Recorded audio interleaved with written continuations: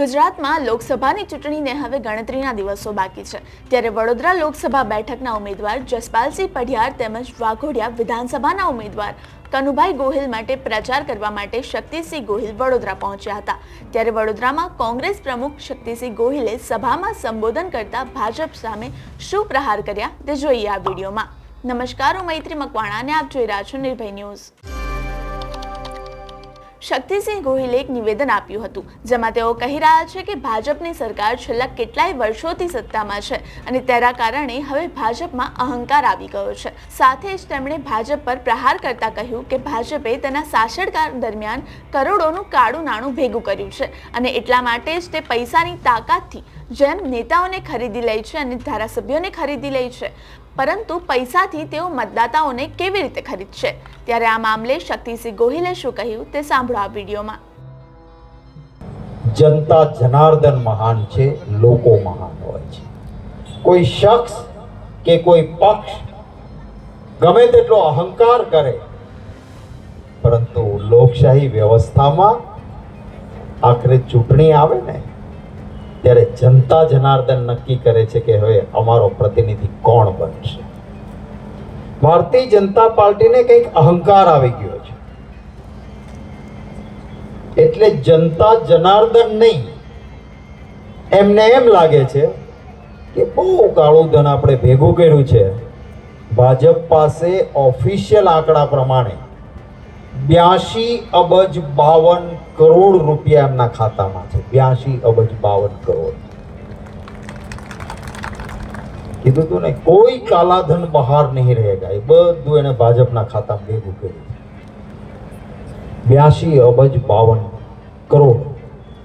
અને એટલે એમને એમ છે કે પૈસાની તાકાતથી થોડાક નેતાઓને ખરીદી લઈએ છીએ, અપક્ષ ધારાસભ્યને આપણે ખરીદી લઈએ છીએ, એમ મતદાતા પણ એમને એમ લાગે છે કે મારા ખિસ્સામાં છે અને એટલા માટે અહંકારથી કહે છે 26 માંથી 26 5 લાખથી જીત્યું। અરે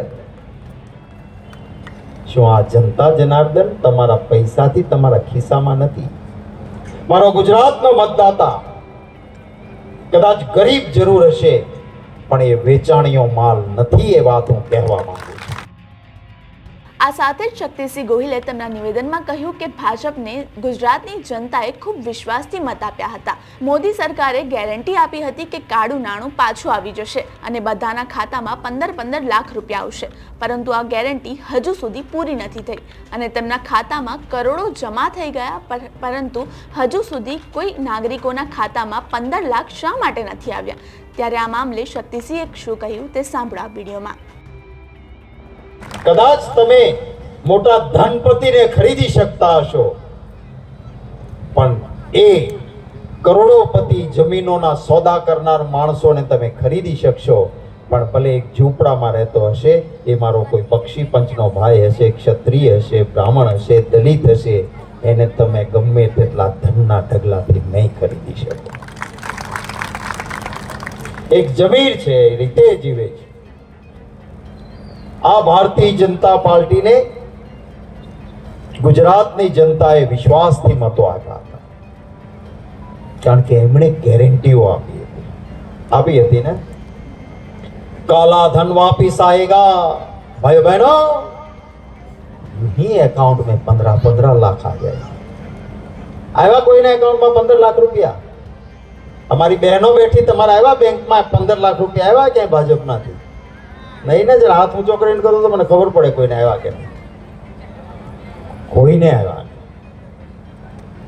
એમના ખાતામાં કરોડો ભેગા થઈ ગયા। વાત કરી હતી કાલા ધન વાપિસ આएगा, यूं ही 15 લાખ आ जाएंगे। ઓકે, ભાજપના ખાસ હોય ને એને કહેજો, અમારી બહેનો દીકરીઓ બેઠી છે, જઈને પૂછે કે અમે તો કોંગ્રેસ વાળા છીએ, ન આવ્યા, તમારી બેન પાસબુક બતાવો તો તમારા આવ્યા 15 લાખ।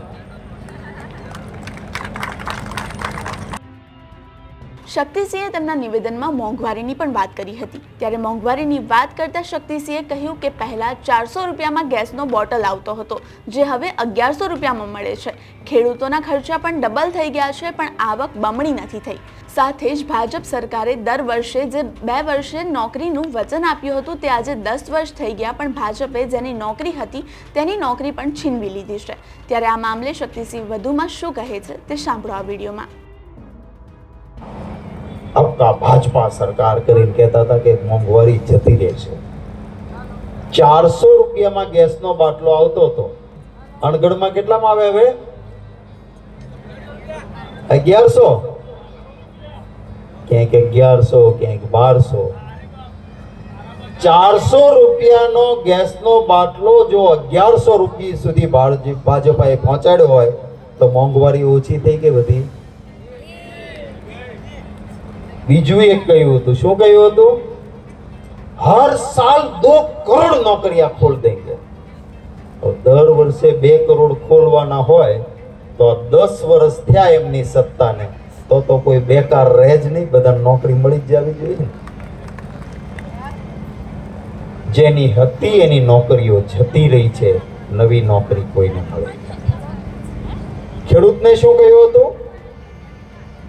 ભાઈઓ બહેનો, किसानों की आय दुगनी कर दूंगा, કહ્યું હતું કે નહીં?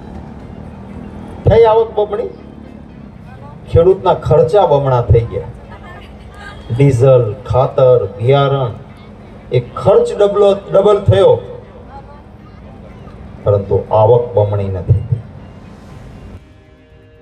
અમારો રિપોર્ટ તમને કેવો લાગ્યો તે કોમેન્ટ બોક્સમાં ચોક્કસથી જણાવશો। લોકસભાની ચૂંટણીને લગતા આવા જ ઇન્ફોર્મેટિવ વિડીયોઝ માટે આપ જોતા રહો નિર્ભય ન્યૂઝ। અમારી ચેનલ નિર્ભય ન્યૂઝને લાઇક, શેર અને સબસ્ક્રાઇબ કરવાનું ભૂલશો નહીં। આભાર।